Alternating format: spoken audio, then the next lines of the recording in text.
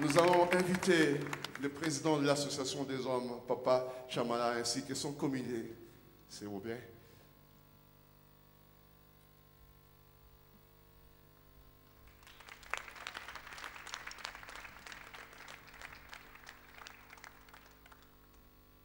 Bonjour à tous. Je vais demander aux membres du comité qui sont dans la salle de venir nous rejoindre ici.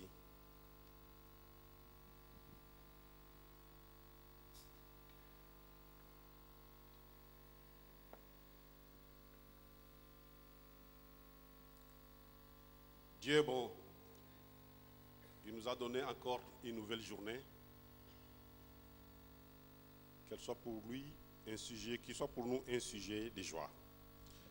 Amen.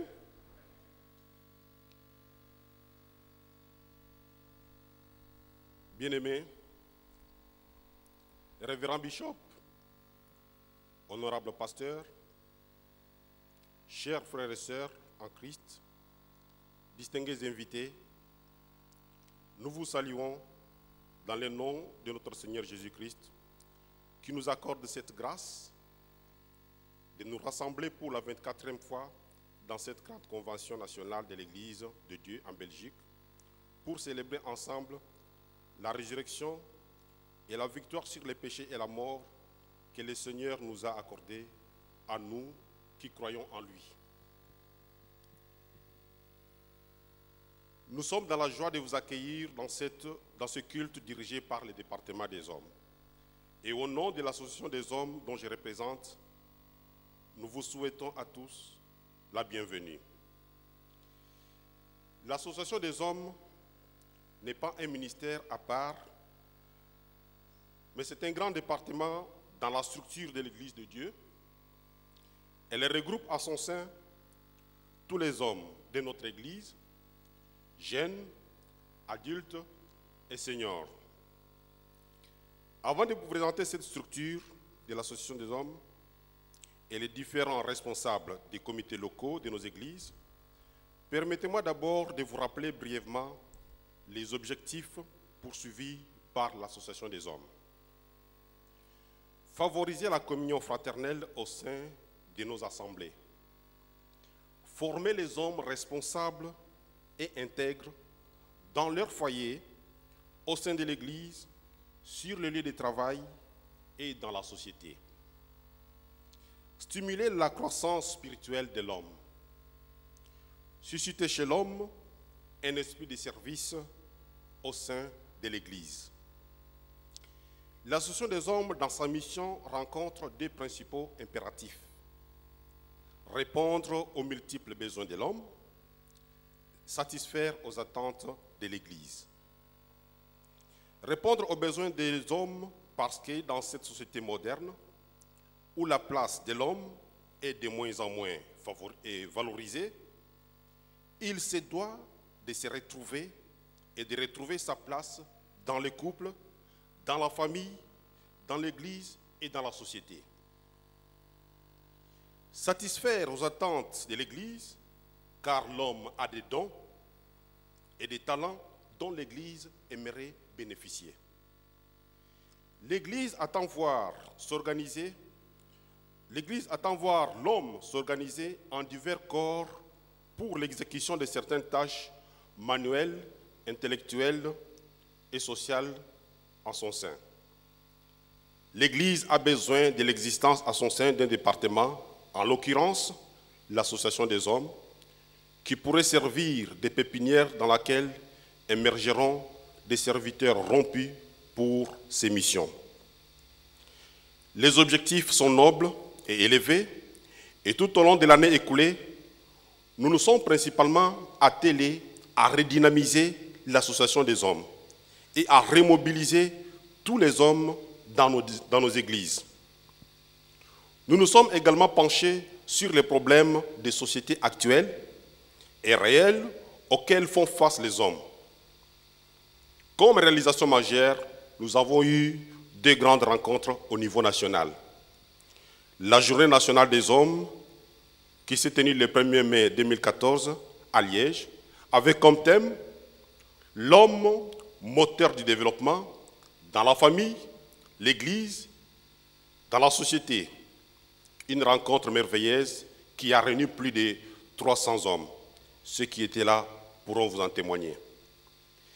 Nous avons aussi tenu la retraite nationale des hommes du 14 au 15 novembre à Ostende, sous le thème « Hommes chrétiens face à la société du XXIe siècle. Comment garder son identité ?» Nous avons également parlé des relations intergénérationnelles et aussi des rapports dans les couples. Nous saisissons l'occasion ici pour remercier chaleureusement tous nos pasteurs, les différents pasteurs de nos églises, pour leur soutien, leur présence, leur participation active lors de nos principales activités. Et j'aimerais bien que nous puissions les applaudir.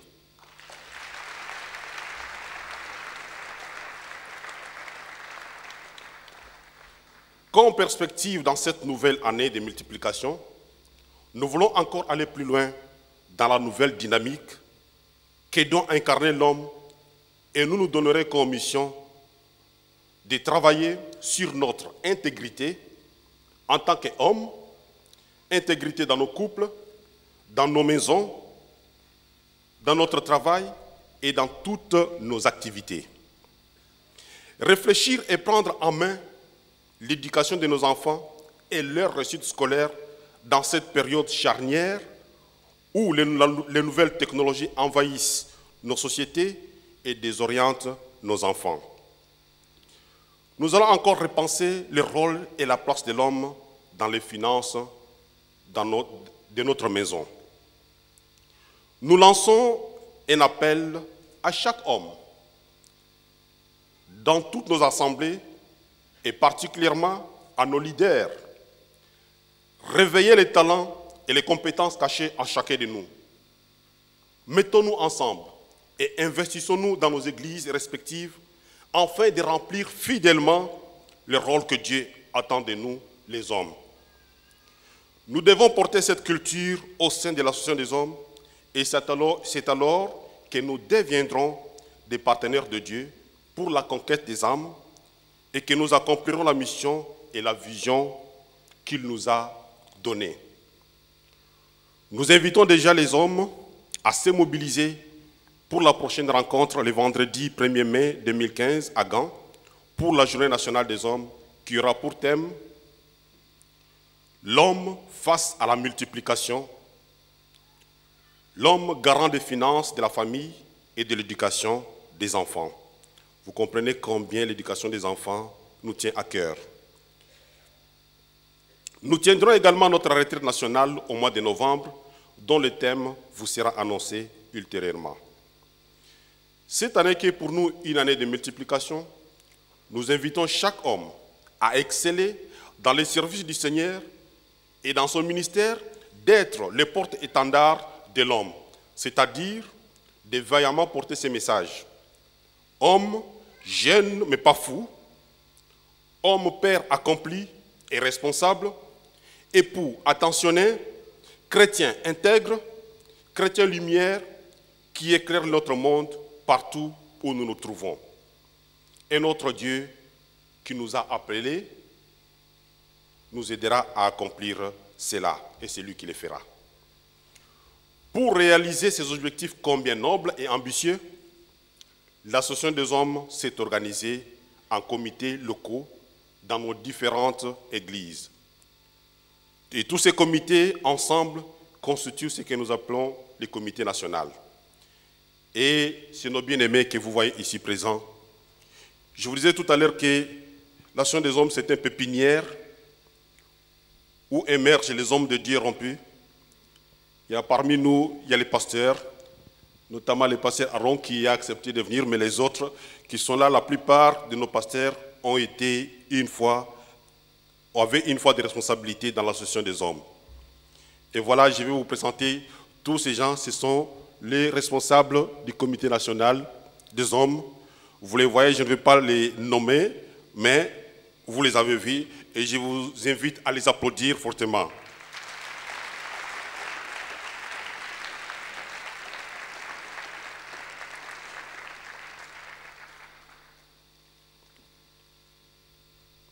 Ce sont ces gens qui accomplissent le travail noble, le travail aussi grand. Et je suis reconnaissant envers vous et toute l'Église vraiment est reconnaissant envers le travail que vous faites.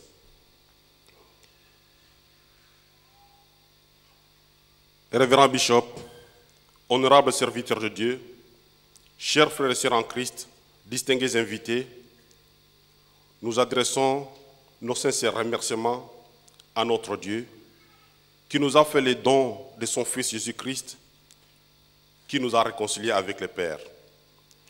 Nos remerciements à notre bishop Martin Moutiébélé pour ses encouragements envers le comité des hommes. Nous lui en sommes reconnaissants pour tout ce qu'il fait. Nos remerciements s'adressent également à nos différents pasteurs qui continuent à nous soutenir avec leurs prières et leurs conseils. Et je ne manquerai pas aussi de remercier notre frère Banza, que je vais demander de se lever pour que les gens l'applaudissent. C'est quelqu'un qui a conduit cette association pendant plusieurs années. Et c'est la raison pour laquelle nous lui sommes aussi reconnaissants pour le travail qu'il a fait. Et enfin, je voudrais saluer tous nos distingués invités. Je vous remercie. Que le Seigneur vous bénisse et je vous souhaite à tous bonne convention et heureuse fête de Pâques.